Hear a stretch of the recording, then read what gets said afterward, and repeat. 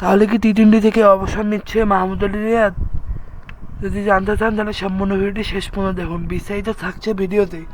মাহমুদুল রিয়াদ প্রায় 17 বছর ধরে বাংলাদেশ ক্রিকেট খেলছে এবং সে অনেক হারা ম্যাচ জিতিয়েছে, জিতা ম্যাচ হারিয়ে দিয়েছে।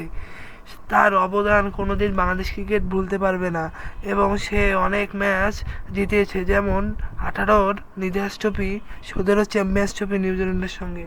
তবে আপনার কী মনে হচ্ছে মাহমুদুল রিয়াদ কি অবসর নেবে? এবং সেও এখনও বলেনি যে তিনি অবসর নেবে টি-20 থেকে। তবে একটি গুঞ্জন উঠেছে সে অবসর নিতে পারে টি-20 থেকে। তবে আপনার কি মনে হচ্ছে মাহমুদুল রিয়াদ কি টি-20 থেকে অবসর নেবে, না আরও খেলবে, আরও বিশ্বকাপ খেলবে? আপনার মতামত কি?